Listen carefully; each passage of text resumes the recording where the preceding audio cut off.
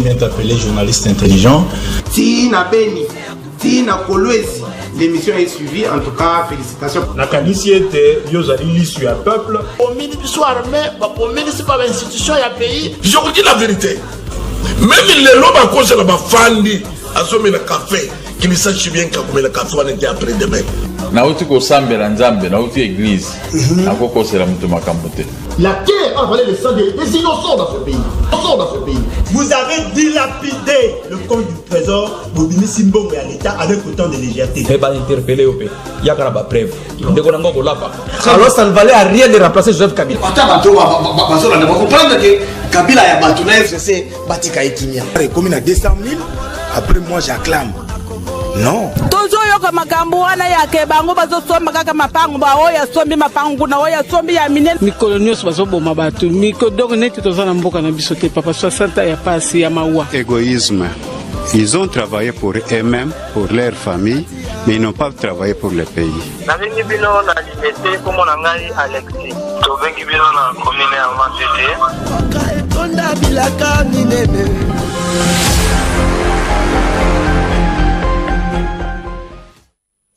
Voilà, Mokolo est là, mon abino balandi à émission devant les Congolais. Peuple, émission tobetaka mingi masolo na kati ya mboka bandeko na ngai boyebi ete masolo ba actualité ezali ebele tobekaki kobeta semaine oyo eleki masolo ya 12 millions de dollars oyo Assemblée nationale esengi pona ko organiser bongo session extraordinaire. Est-ce que bino bato ba congolais bo accueillir nouvelle wana ndenge nini? Toko beta lisolo na ngai na bino. Aujourd'hui, ezali ngai na bino toko beta lisolo. Invité azali moko, toko zoye depuis les États-Unis, ezali bongo mwana Congo James Kazongo, toko zoye en direct des États-Unis. C'est lui qui va intervenir dans l'émission na biso ya lelo. À partir d'aujourd'hui, votre émission devant les Congolais et kobanda pe kozwa bandeko ya libanda ya mboka. Ce sont les gens qui contribuent beaucoup dans la République démocratique du Congo. Les lois matang dans la République démocratique du Congo. Vu crise, tu dois vivre bande konangai, tu dois obligé à faire intervenir bande konabiso ya libanda. Toyo kabango pe. Ce qui crise dans la kati ya mboka na niveau financier, on peut sentir était bango ba soutenaka ao. Mais pourquoi qu'on peut ça bango pe malobate? Ils sont congolais comme nous. Et là, comme moko elongwa et pas na bango lokola ba congolais ezalité. Chers congolais, bande konangai, ba actualité ezali ebele toko betango bongo na bino simande toko yoka pe bande konabiso ya étranger, qu'est-ce qu'ils pensent pour la République démocratique du Congo? Pourquoi bazako préférer ko ça la politique na bango libanda? Oh biso toza ba combattant. Biso tozali ba congolais to vivaka libanda diaspora congolaise. Yope congolais au pensakani na combat ya diaspora. Est-ce que vous êtes d'accord na combat na bango ba kobunda libanda biso to kobunda na kati ya mboka? Tote. Toko beta li solo na yango bandeko na ngai. Au-delà ya faire 12 millions. Tozali li susu na actualité mususu o boyoki na Assemblée nationale bitumbe bimaki kuna lobby. Likolo ya ba sujet à traiter. Toyoki ete l'isolo ya kokwa isa ilunkambe ezalite. Bino avina bino ezali nini? Motion de censure contre Ilunkamba na session extraordinaire ezalite. Tokobeta l'isolo nango bandeko na ngai. Tokobeta pe l'isolo ya social ya congolais. Est-ce que 2 ans après la prise du pouvoir, il y a cash, il y a président Félix Tshisekedi, quelles sont les avancées? Yo congolais bengana ebisa bino ete na pesa kabino maloba parce que biso batozaka na plateau to le kabino maelete. Lelo ba invité na ngezali bino yo congolais petit peuple na yo kayo. Qu'est-ce que tu penses pour ton pays? Tozela ka ba politicien ba penser na esika na yo. Ozela ka ba député ba loba na esika na yo. Est-ce que toi congolais tu ne peux pas yo moko ko se lever comme ilobela? Tinda ba somba unité. Benga ba ebata distrait ba kota na ndako, ba bureau, fermez les portes. Votre émission vient de commencer. Bande konangai, semaine eleki na traita ki bongo likambo ya makambo esalami na My Gold Rêve. Escroquerie o esalami na niveau ya My Gold Rêve na tango ba population congolaise ba akulela. Na tango yo des milliers et des milliers de Congolais, les petits peuples, les alliés escroqués. Bambongo la bango ya mike, $500, $200, $1000. Oh, basala la misala na bango ya mike. Mygold aye kosala une aventure en République démocratique du Congo. Lelo bandeko wana mosolo na bango ekomona na te. Teo qui était l'État congolais à saisir ba bien na bango. Kasi saisir ba bien na bango, ba bien à Mygold wana. Ezali pona ko résoudre problème ya population toté. Est-ce que ezali pona ko kende ko bongisa, ko zongisa mbongo ya ba congolais to kaka ko choqué Mygold pona ko bimisa mbongo na ndenge na bino. Toko beta lisolo na ngoba ndeko na ngai. Liboso ete to koma wana na ko senga na Simon oyo azali na régie a balancer ngai ba congolais oyo bazaki na micro ya devant les congolais. Je vous avais dit ce dossier à Mygold. Toko lâcher yango te ti mokolo oyo congolais a kozwa mbongo na ye. Ti mokolo oyo l'État congolais a comprendre ete apesa ki mikanda na moto na bato oyo ba eko escroquer population congolaise. Nde biso toko tika. Soki na yoki ete congolais moko na moko azui mosolo na ye. Bande ko nanga ezo sala pasi na mutema ka sesengeli na balancer yango. Voilà ba image na nga ya liboso ezali ya Mygold Simon image. Lisolo na kati ya mboka ebeta ma toujours na ba congolais.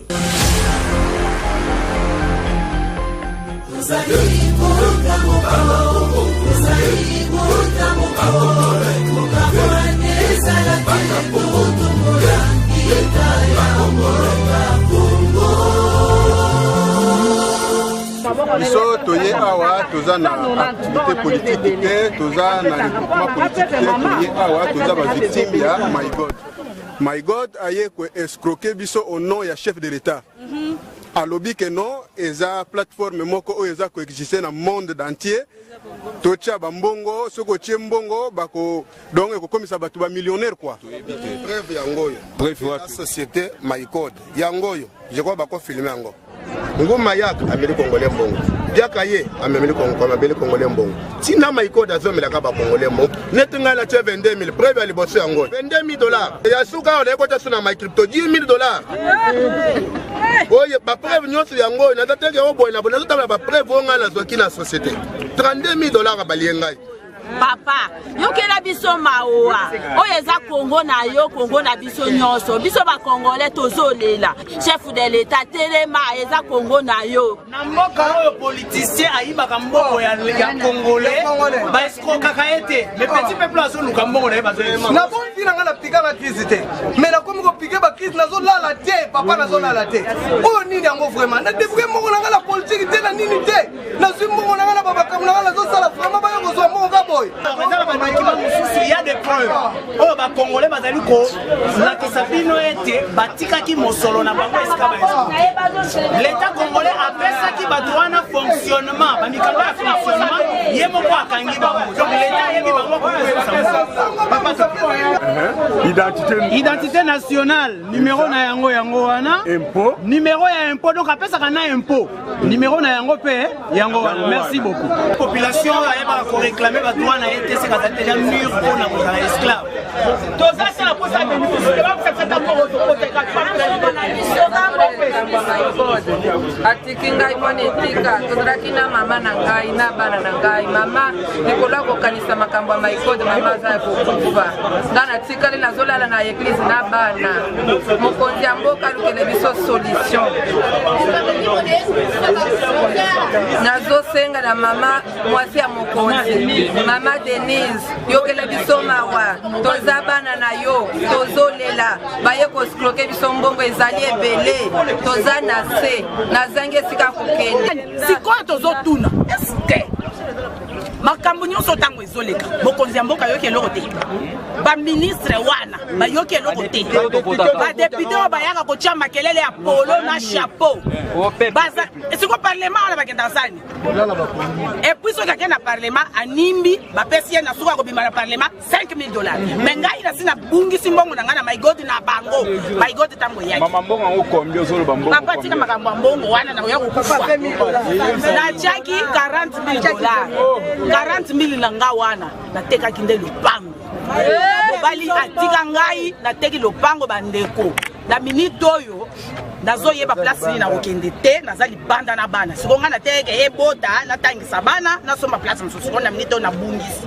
nazoyeba nakolanda nani nayeba nakokende wapi sikoyo nazotunda ministre ya justice tango My God ayaki boyokanaki po atia bank na ye awa ubie boyokanaki te ubie yonde olobaki atia po boyiba biso mbongo ubie olobaki po bonyokola biso kuna bolia liso bino bozo tonda biso tozo kufa le peuple d'abord likambu te toza po na bino na nzambe pe akotelema na justice na ye soki boko raisonner makambo ya malamu te nzambe ndazalaka na liloba suka bokanisa toza peuple soki boza bakonzi po biso tozali soki biso peuple toza po bino boza bakonzi nzambe pe azali kolwa nyonso bokanisa biso na biso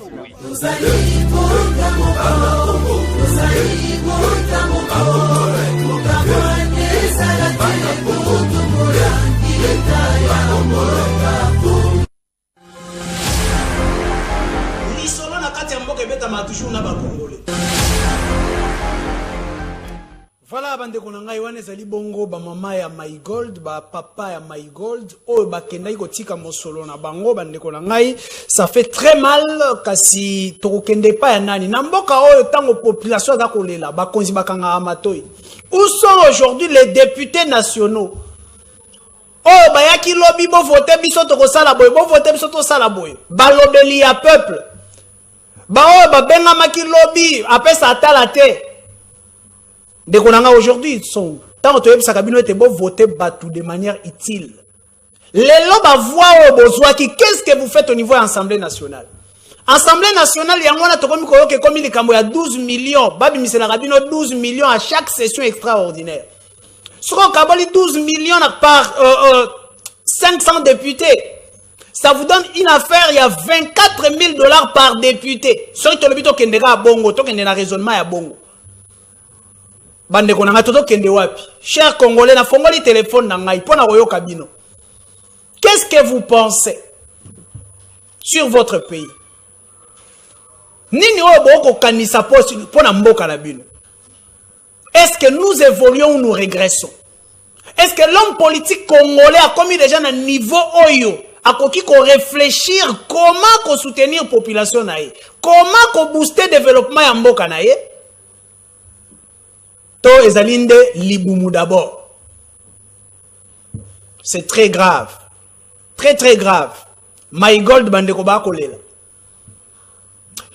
Voilà, tos banina ko yamba ba appel na bino, nazo recevoir bino na yo kabino ko finga moto tende ko ngai respecter mokonzi, respecter. Baninga tango ko benga, nazo yamba bino déjà, alonde ko obengi biso wapi kombo nani.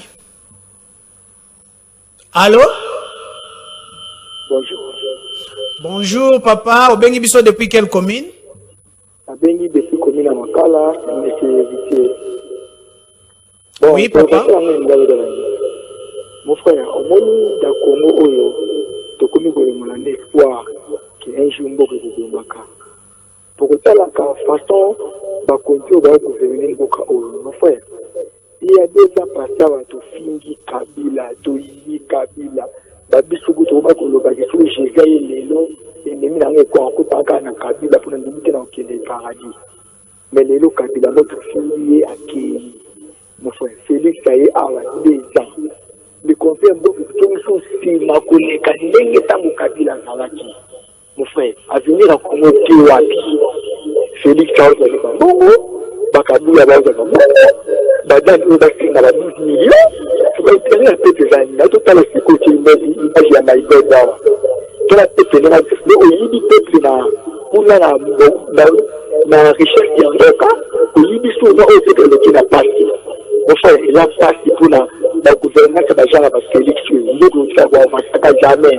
Quand les peuples d'abord, mais nous, on va avancer. Il a passé. Merci beaucoup, Ndekonangai. On a li réaction à la population. Réaction à la population, bande konangai nazo continuer kozwa bino koyamba bino kasi bo éviter ko tanga ba kombo ya bato parle de la directive comment na ndenge mboka ezali ko évoluer est-ce que ba konzi to zali ko pesa confiance bazali ko rendre biso pe ascenseur Allons ndeko bengi biso wapi kombo nani? Bengi bina na problème kombo na ngai. Oui papa. Kozonyo kama makati na Kongo. Ezali bomu d'abord to les peuples d'abord tozule bati. Makama my God baneti to Kongo. Koyo po na auto moto sende. Ah. Vraiment.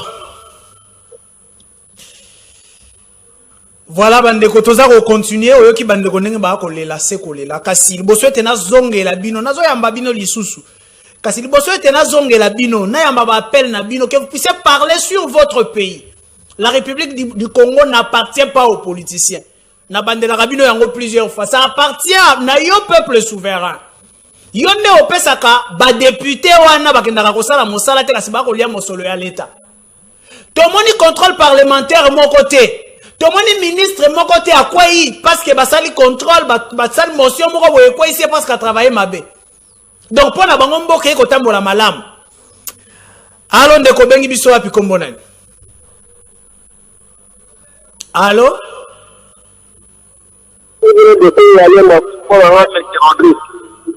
Oui papa, réaction na yo. Oh là là.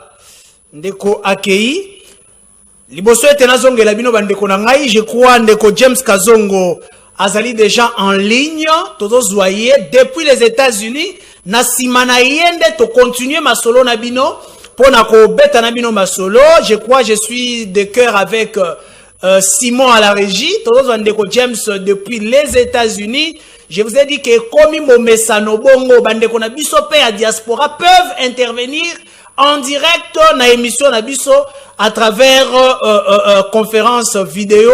Ndeko James Kazongo mbote na yo et moi présentation moke pour na koyeba yo bandeko bazali ah bayeba yo. Allô?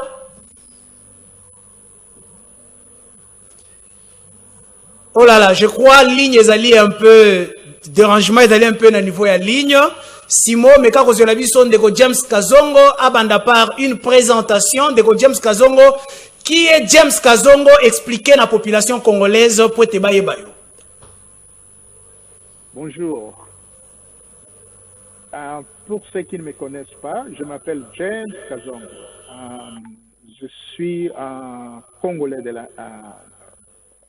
la naissance. Mes parents sont aussi Congolais de la naissance, sans avoir oublié mes grands-parents quand ils sont originaires de l'Équateur. Dans le collectivité district de Yakoma, collectivité d'Abou-Mombazi. J'ai fait mes études primaires, une partie de mes études secondaires au pays, à Kinshasa même, à l'Athénée de la Gombe. Et puis, je quitterai pour aller en Belgique pour faire une partie de mes études secondaires. Vers les années 1980, j'étais obligé de quitter la Belgique pour venir aux États-Unis pour continuer mes études supérieures. Et j'y restais jusqu'à présent. Ça fait 38 ans que j'habite aux États-Unis. Voilà à peu près. Je suis le président de l'Alliance des démocrates pour le développement économique du Congo, en sigle l'ADECO. Voilà en quelque sorte le résumé pour moi, sur moi quoi. Voilà. So, depuis les États-Unis, toyebi histoire moquée, il y a James Kazongo, bien que population ayebi openza malamoute. Je rappelle était bané outi koleka sous le règne ya Joseph Kabila, ndeko Lambert Mende a betaki lisolo na yo comme étant quelqu'un qui préparait un coup d'état bakanga kiyo na Afrique du Sud, mais quand un peu corrélaté na bana Congo ba histoire na yo comment est-ce que ba arrêta kiyo et pona nini justice congolaise a libéré kiyo simato beta masolo mususu. Il y a des fois quand je pense ça je sais que ça a mingi. Voilà, on m'avait arrêté en Afrique du Sud. On m'avait accusé que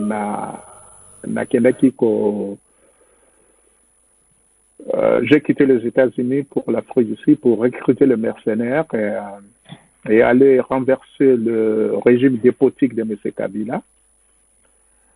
Voilà, c'est ce qui s'est passé. Mais malheureusement, on m'avait trahi, on m'avait arrêté en Afrique du Sud. On m'avait trahi par un frère congolais. Bakanga Kibiso, nous étions un nombre de 19. Et puis, il y a un autre garçon qui, après, a eu pour rejoindre Bisso. C'est lui qu'on appelle, le garçon qu'on appelle Etienne Kabila. Il faisait pas partie de mes groupes. Je crois qu'il avait un problème entre eux et avec monsieur l'autre Kabila là. Bon, quand on m'a arrêté avec mes groupes, et ils ont pensé qu'il faisait partie de mon groupe. Mais Bakanga Kibiso, je fais 2 ans en prison en Afrique du Sud. Et puis, Tokeneg a un jugement, et après, on nous a acquittés. Voilà. On a évité ce que l'Ingina sur quoi, juste. Mais c'était ça. C'est moi, James Kazongo, m'avait arrêté en Afrique du Sud. C'est la raison qu'on m'a arrêté parce que moi, je lutte pour le Congo. Je lutte pour le Congo, monsieur le journaliste. C'est comme je vous ai dit à l'introduction que j'ai fait 38 ans aux États-Unis. Moi, je suis bien aux États-Unis. Donc, mais je ne vis pas pour moi seul. Je vis pour mon prochain. C'est-à-dire quand je me réveille chaque matin ici, et il y a des nouvelles qui viennent, qui nous arrivent du Congo, qui est maman na biso na Kivu, sœur na biso bazoko violer bango, papa na biso bazoko boma, bandeko na biso bazo boma bango. Le Congo est le rare pays au monde où le bana bazoko si sa classe, il y a des licenciés et des licenciés, mais après tant on va aussi ça classe, bazana musalate, ils sont en train de vendre fruits na banzela, côté que ça ba mai. Et puis le Congo, c'est le seul pays où au moins na biso bazo marcher pacifiquement pour réclamer ses droits, leurs droits. La machine a tué des Kabila, ils ont boma bango, et ils ont tué bango. En l'occurrence, vous savez ce qui est arrivé à Rossi et tout le monde. Alors, quelqu'un comme moi, Kazongo, quand je me réveille le matin, Nazoyo Kababiloko, ça me fait mal aux entrailles. Et je voulais mettre un terme à ces régimes. C'est pour cela la raison pour laquelle je suis descendu en Afrique du Sud pour mettre terme à régime dépotique, sanguinaire, où il y a M. Kabila.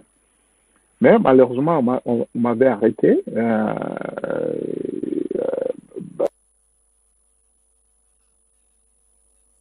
Kazongo, je crois, depuis là où vous êtes, de konakati ya mboka ba décriaka toujours, koyeba ete bozali libanda, boko cha makelele libanda, boko bunda libanda, mais pourquoi ne pas koya ko sala komba wana na ba Congolais en République démocratique du Congo tozoyo kayo kolela ete bandeko ba ko kufa, ba ko violer, pourquoi ne pas venir vous battre dans le pays et vous préférez que ça la combat politique nabino libanda ya mboka?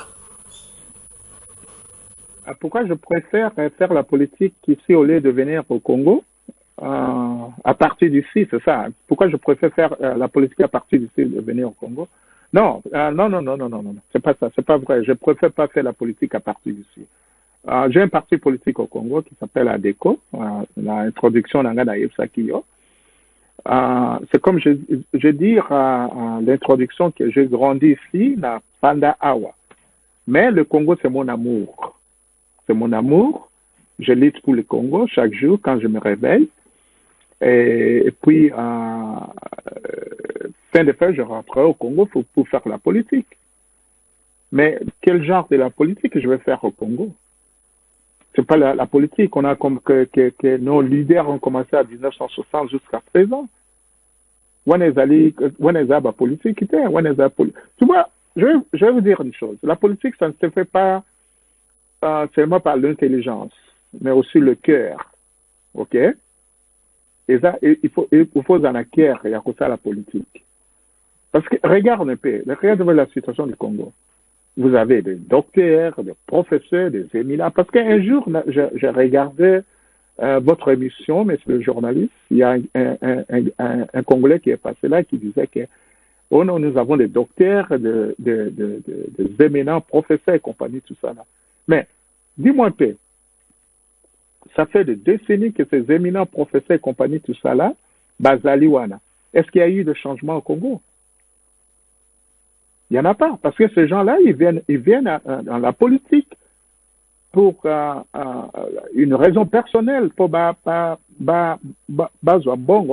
famille, ils s'en foutent du peuple congolais. Hein? Bango le peuple congolais. Depuis 60 jusqu'à présent. Ça veut dire que ce système-là, il faut tout changer en gros. Il faut commencer à faire la politique maintenant avec le cœur, avec l'amour au Lingaba congolais. Tout d'abord, il faut aimer le Congo et aimer les Congolais. Ces gens, Lingaka Congote, ils aiment non plus les Congolais. C'est-à-dire que Bayaka Anapo Noba Zambongo na Bango,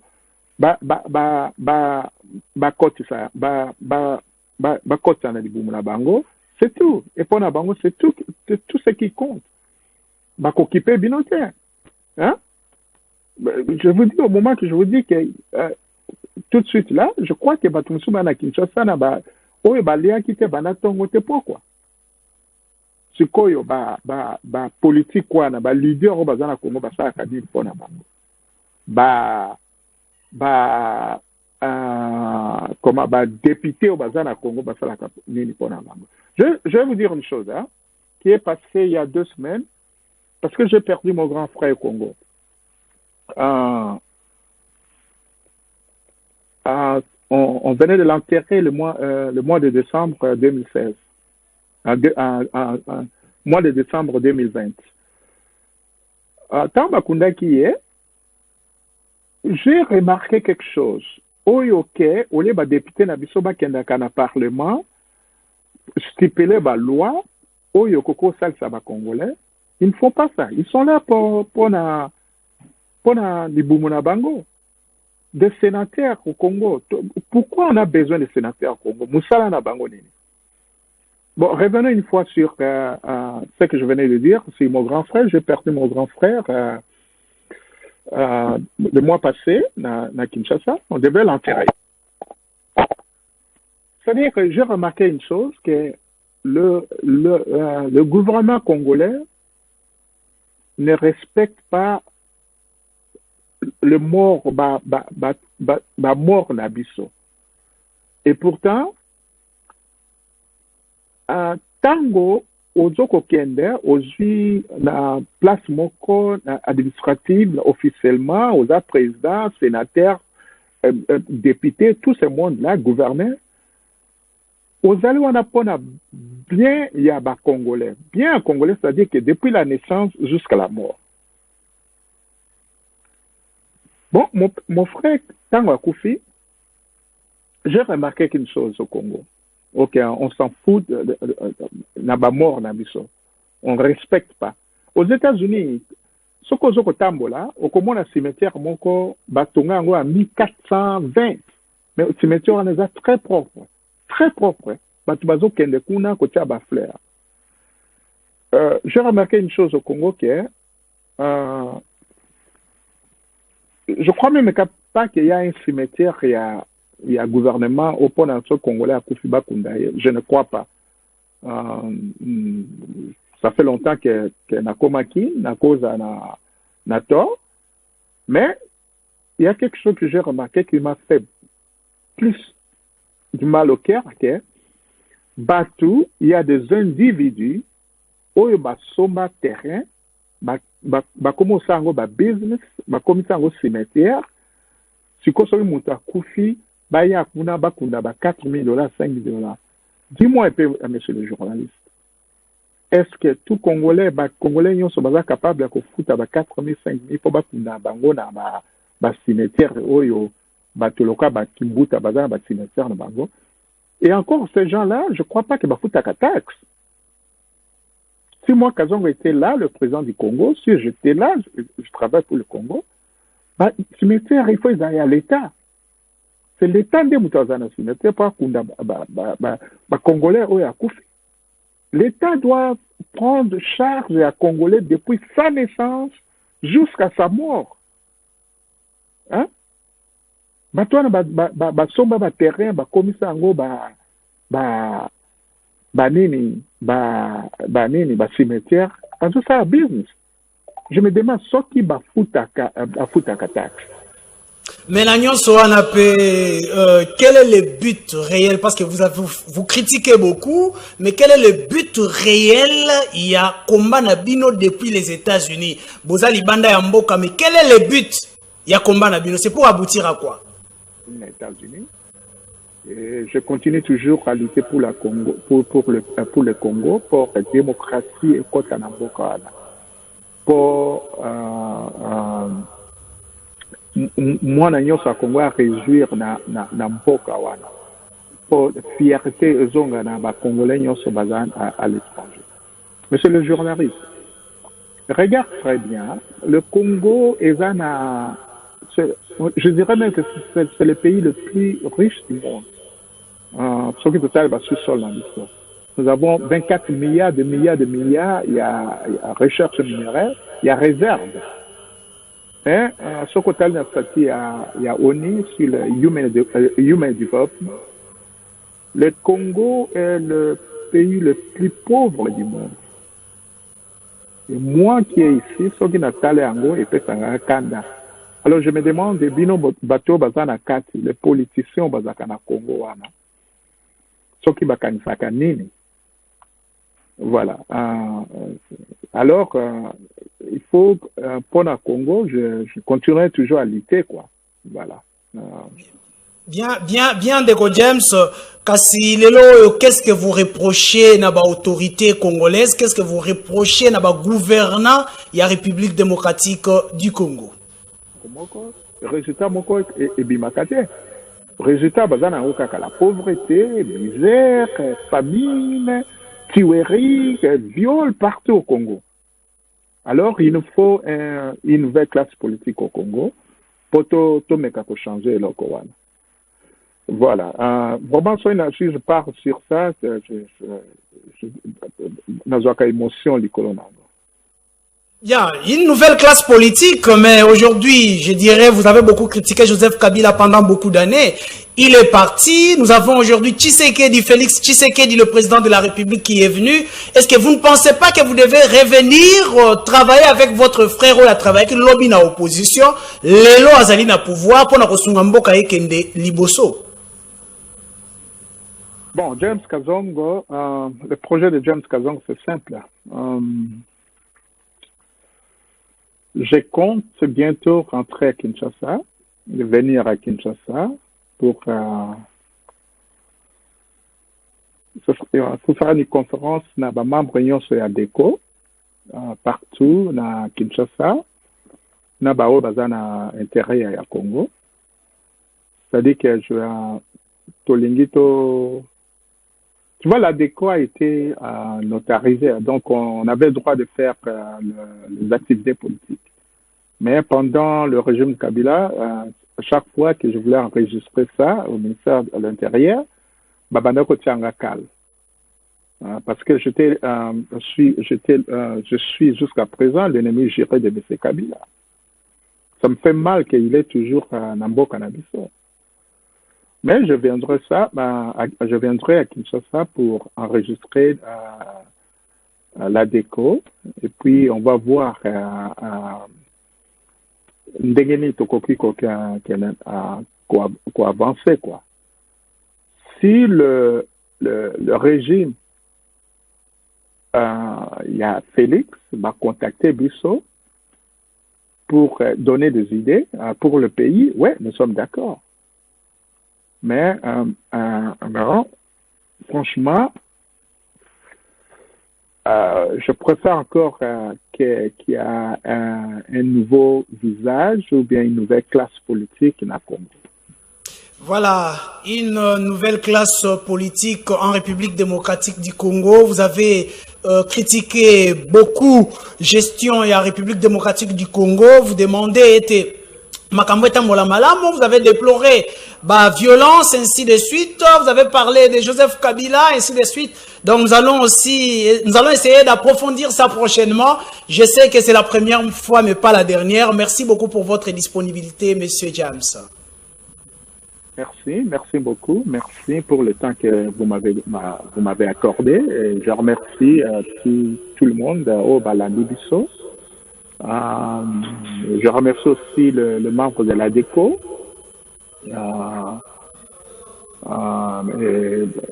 Je vous remercie aussi, monsieur le journaliste. Je crois que ce ne sera pas la dernière fois. On aura encore l'occasion de parler.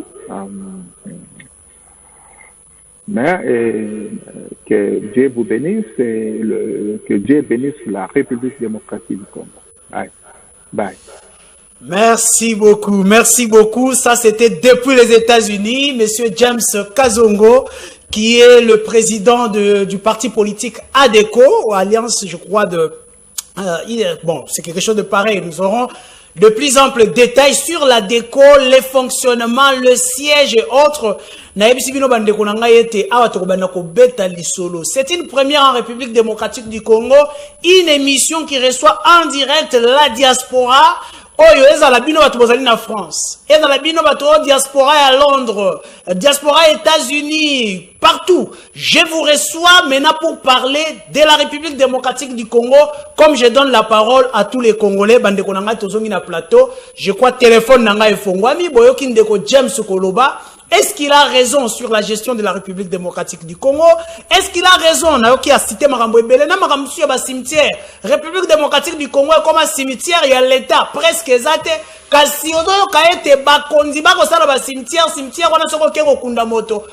Ezaka $5,000, $10,000, $15,000. Nayoki rotuna motuna moko ya koyeba est-ce que bafuta kata taxe ya l'État? Natango mama ya matembele, mama ya ndunda, mama ya koteka na balabala. L'État zo déranger pour la taxe.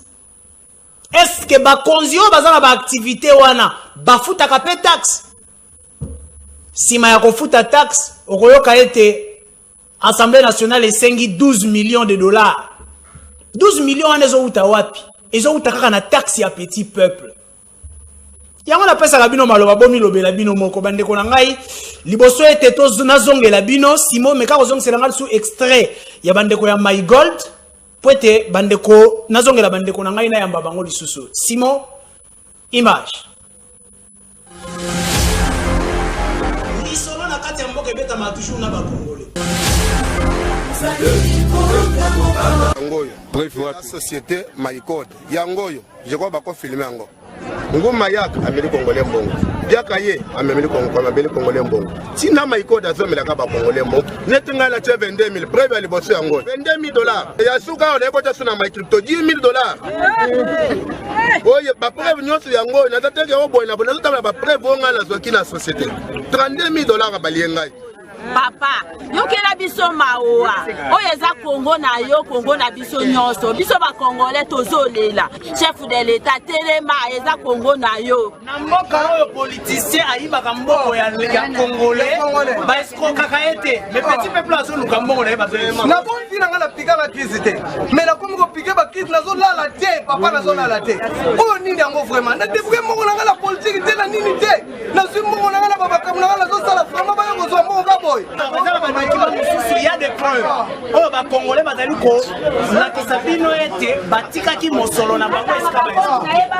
L'État congolais a fait ça qui va droit na fonctionnement. Bah, mikalo ya fonctionnement. Yemo kwa kangi bango. Donc l'État yemi bango. Identité nationale. Numéro na yango wana. Impôt. Numéro ya impôt. Donc après ça kana impôt. Numéro na yango pe yango wana. Merci beaucoup. Oui, Isaac. Melinde que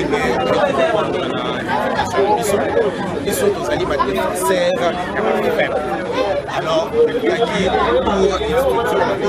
pour défendre la faible oyo l'État congolais a autorisé un individu moroboyé à escroquer bango et ça ne doit pas rester. Lorsqu'on parle d'état de droit, état de droit, ils ont regardé dans la politique, ils ont état de droit, ils ont peine à battre pour la base de l'Union pour la paix, par petit peuple. Détournement, on va détournement, il y a gouvernement, on va faire détournement, on va détourner, bon, il y a milliers de détournements. Donc, ils ont, et puis, my God a expliqué des millions de dollars. Et donc, on a fait my God, mais là, ça fait bien, les politiciens, les gens qui dirigent, ils sont des millions de personnes qui ont candidat, mais vous contrôlez ma renvoi à ça, la population. Mais Ndeko Isaac, on a la case gouvernement, on a la gouvernement. Et aujourd'hui, ma Kambuko et Salami Yamate, Yamona Nazali, côté de ma côte de défendre petit peuple Wana. Petit peuple Oyo, Azanga Musolo, petit peuple Azanga Musala. Aujourd'hui, ma famille Bele Bakoum et Bele Bazangi Bissela Oulala, et Bele Bazangi Iloya, et Bele Bazos parce que l'église, parce que l'église va la profiter, va intérêt, my God, avant qu'il pour la Rabango, parce que nous avons la capitale de Fabazou, et ma Kangé. Voilà, et qu'est-ce que vous promettez dans le pays? Bandeko Nangai, je crois, télévision ezali ngonga. Na suis déjà signalé ete tokomi penza na suka na zomo na ba appel na bino ngezo kota ebele pona ko réagir na message ya ndeko James Kazongo pe na makambo etali My Gold na yesa bino ete makambo My Gold ngala kotika yango kaka mokolo oyo na koyoka ete peuple congolais azwi mosolo ya ye atika kikuna toyebi ete bakonzi nde bapesaki bango droit ya ko fonctionner en République démocratique du Congo esengeli pe balandela pona kozongisa mosolo ya l'État Yemosolo ya population. Merci beaucoup na bandeko nyonso balandi biso lelo. Merci beaucoup na Christian Tondo yazalaki sima ya caméra. Merci beaucoup na Simon oya Simba ki régie. Tokutani na mikolo zali koya ndenge na yebisi bino ete 2021 émission devant les Congolais toujours likolo innovation à liboso ezali intervention à diaspora à chaque fois qu'il y a bande de diaspora ça passe seulement sur la RTVH émission devant les Congolais. Merci et bye.